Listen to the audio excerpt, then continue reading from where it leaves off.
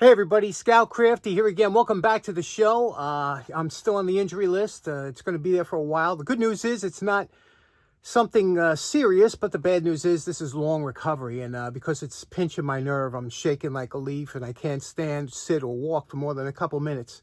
But I did want to get something out for you today, and I have a couple show and tell things that I've had.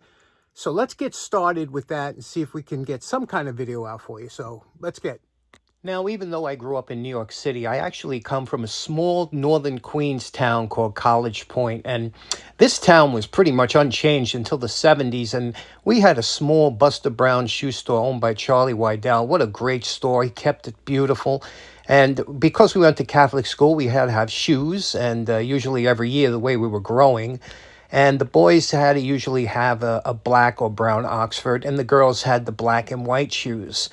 Now, it was always something every September in the summertime we would go for shoes and sneakers, but some of the things like that bench, remember the old fitting bench? And Charlie always had the most beautiful shoehorn. It was a real adventure to go and look at all the advertisement and things that around the store. I was always interested in everything about it.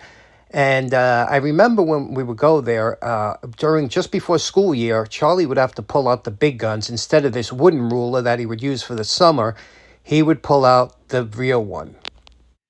Now, this is the device that has always amazed me ever since I was a kid going into Charlie's shoe store. And what this is, it's called the Brannock device. It was invented by Charles Brannock. He actually invented the first one using an erector set in 1926. Then he had it patented in 1927, and it's been basically unchanged. They still make them today. The company is still in business, and what it is, it's a measurement device to measure your foot. This increased the accuracy of foot measurement by like 96%. It's very accurate. And I wonder if you've had them in your shoe stores. Basically, you can see it's very simple to use.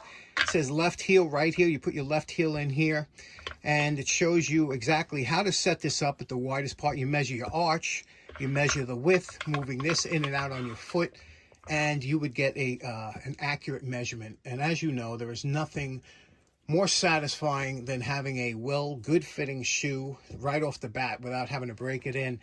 Now, you can see here it's made from like a cast aluminum alloy. Well made. I mean, how many people stood on this thing through the years, right? This is an older one. But again, they're still the same today. What do you think about this? Okay, next up. If you own an iPhone, sometimes if you're not using it for a while, it goes into standby mode, and a clock will show up on the screen, much like a nighttime alarm clock. And they have a few different ones that they have in the settings that you could have.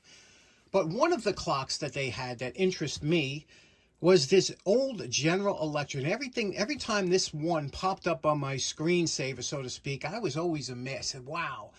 I remember that clock. I think my aunt had one of those clocks, so I had to go out and get me one. So, of course, if you're going to get an old clock like this, you're best off trying to find one new old stock. And sure enough, look what I found. Here is a new old stock General Electric model 7281. And you can see here, electric clocks were really big in the 60s and 70s and whatnot. And they only use a couple watts. They're very accurate.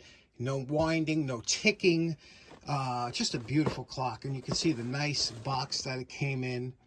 And here we go in the back here, you guarantee. And let's open it up and see what we have inside. Now again, this clock has been unused for 60 years. Boy, I love the old packaging that used to, everything, they didn't waste any space on here in telling you. It was made in Massachusetts, you could see. And let's take a look at what this looks like here. So excited here. Some cardboard packaging, and there's the clock here. Let me pull this out and show you some telltale things to look for with a new old stock item. Now, the instructions for the clock is on the bottom, and it tells you everything you need to know about it and how to work it. It also came with this little kind of a tissue that was wrapped around it, and you could tell this is very old. Again, at least 60 years old. And here's the clock. Now, this was a classic clock. I'm sure some of you old-timers out there recognize this as probably seeing somebody in your family might have had one. One of the indications when this is new old stock is Well, first of all, you can see the condition, right? It's absolutely beautiful. 60 years old. And the cord. You see this little paper around the cord? That's what you look for. If you have this paper wrapped around the cord, then it has never been used. And of course, you could also always look for scrapes along here to see if it was plugged in or whatnot, how many times. But there we go. So what do you say we plug it in and see if it works? Okay, there we go. It's plugged in. Look how smooth that is and how sweet that second hand is sweeping around the dial instead of the clicking that you get with a battery clock on the second hand. And quiet, makes no sound whatsoever, and just beautiful. Now, this says it never needs lubrication. However, when a clock has been sitting for 60 years, I'm sure that whatever lubrication they had in there is probably dried out. So what do you say we take this apart, see what makes this thing tick, see what's inside, and give it a little lubrication so that I could use it for maybe the rest of my life. Okay, there are two small brass machine screws here and here that you take out first. Then you flip it around. Now, this plastic cover here, there's a little detent. You got to pull this down and out. See that little detent? And then you can take off the plastic cover. That leaves the clock face. Now, to get this out, you don't want to mess anything up here, especially when it's new, is you push these out here. Now, the holes are big enough to allow this clock to come out without taking the knobs off. But just lean it forward.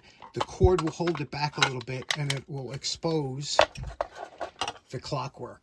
Okay, what we're looking at here, this is the synchronous motor. Now, that motor is keyed off of our hertz. Since we use 60 hertz here, this will operate at that exact speed, 60 seconds. That's why these are so accurate. And here is the gear train you can see in here. This adjusts the time, this adjusts the alarm to set the alarm. This adjusts the minute hand. And there's really, I was looking for any lubricants that sometimes you would see dried out. They're all internally lubricated. Because this is a electric clockwork, it doesn't really rely on having a smooth precision because that clock will turn. So what we're going to do is we're just going to take a toothpick with a little bit of zoom oil and just touch where the bearing surfaces are.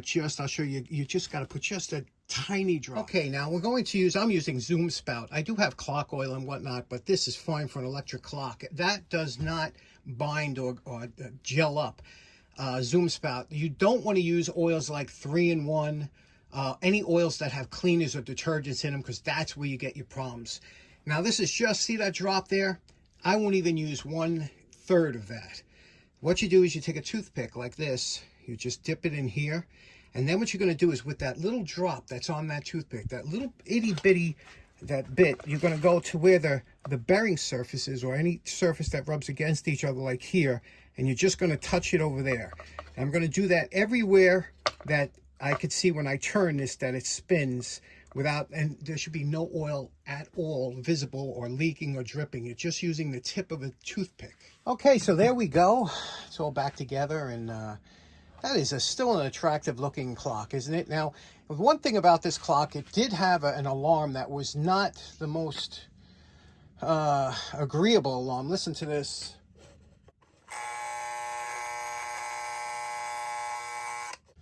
A simple buzzer to wake you up. But anyway, that's my bedroom desk clock, new old stock.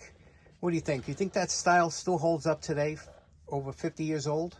Okay, so in closing, I know it's a real short one today, but, you know, like I said, I can't walk, sit, or stand for more than 3 or 4 minutes at a time, and I really do appreciate all your well wishes. I will see you next week. Hopefully it'll be much better. I got a great show planned. Have a great week. Take care now. Bye-bye.